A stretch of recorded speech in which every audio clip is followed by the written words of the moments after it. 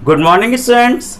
आज हम most interesting activity करने के लिए जा रहे हैं। स्टूडेंट्स, इस वीडियो को पूरा देखें। वीडियो बहुत लंबा नहीं है लेकिन इंटरेस्टिंग है।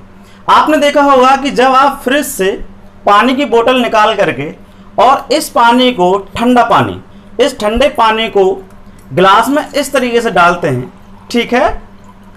मान लीजिए हमने इस गिलास को इस तरह फिल कर दिया पूरा, ठीक है।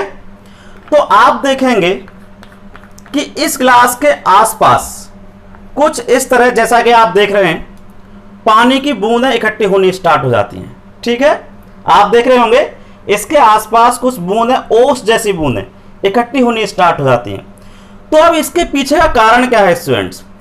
आप सोचते होंगे कि पानी इस गिलास से बाहर निकल जाता है और यहां पर आकर के दिखने लगता है, बाहर की तरफ दिखने लगता है। लेकिन नॉर्मल वाटर के साथ में तो ऐसा नहीं होता है। जब हम नॉर्मल पानी डालते हैं ग्लास में तो ऐसा नहीं होता है। ये तभी होता है जब हम इसमें ठंडा पानी डालते हैं। तो इसके पीछे का कारण क्या है? ऐसा क्या है कि पानी हमें बाहर भी दिखने लगता है, कुछ पानी की बूंद है ओस जैसी बाहर भी दिखने लग जाती हैं। ये चीज़ें आपकी लाइफ में डेली होती हैं और डेली आप इनको महसूस करते हैं। ऐसे ही देखिए, पानी की बोतल में भी बाहर की तरफ बूंदें आपको दिखाई दे रही होंगी, दिखाई दे रही है ना। तो स्टूडेंट्स, आज हम इसी प्रैक्टिकल को करने के लिए जा रहे हैं, इसी एक्टिविटी को करने के लिए जा रहे हैं और समझने के लिए जा रहे हैं कि ये पानी बाहर की तरफ क्यों दिखने लग जाता है, ठीक है स्टूडेंट्स।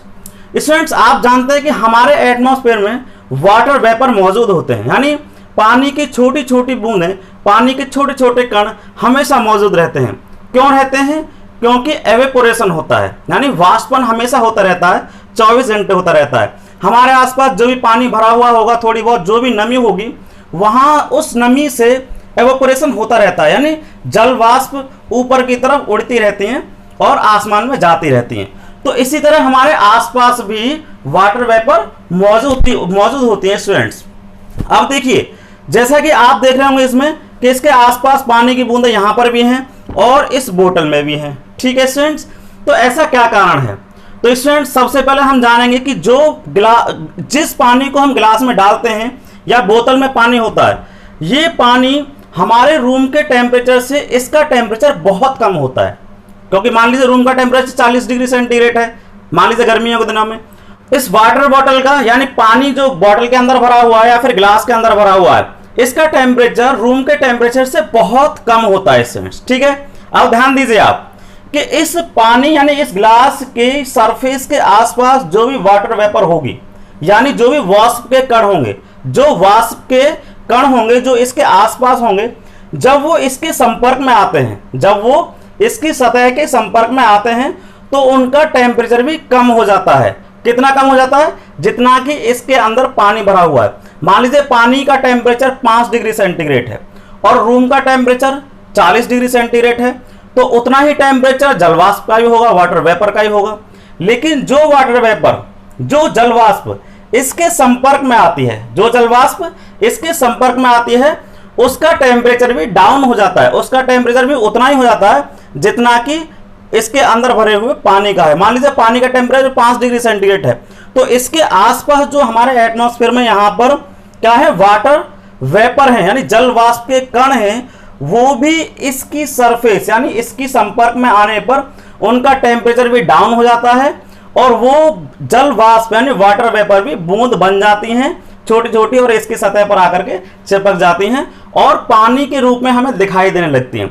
स्टूडेंट्स, अब इस प्रोसेस को क्या कहते हैं? वाटर वेपर का पानी में बदल जाना।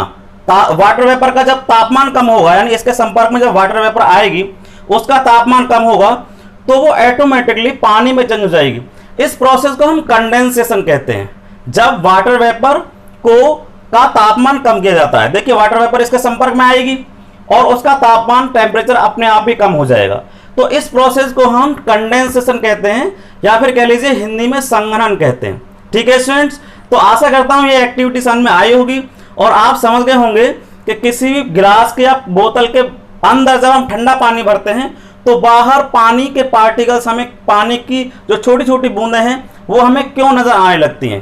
क्योंकि एटमॉस्फेयर में जो वाटर वेपर होती है वो इसके संपर्क में आती है और उसका भी टेम्परेचर डाउन हो जाता है और वो पानी में बदल जाती है और इसके आसपास आकर के चिपक जाती है। तो स्टूडेंट्स मैं आशा करता हूं कि आप समझ गए होंगे कि पानी की बूंदें इसके आसपास क्यों दिखाई देती हैं। अगर आप चैनल पर पहली बार विजिट कर रहे हैं तो हमारे चैनल को सब्सक्राइब करें, कमेंट करें और शेयर जरूर करें। अगली वीडियो आने तक thank you and take care.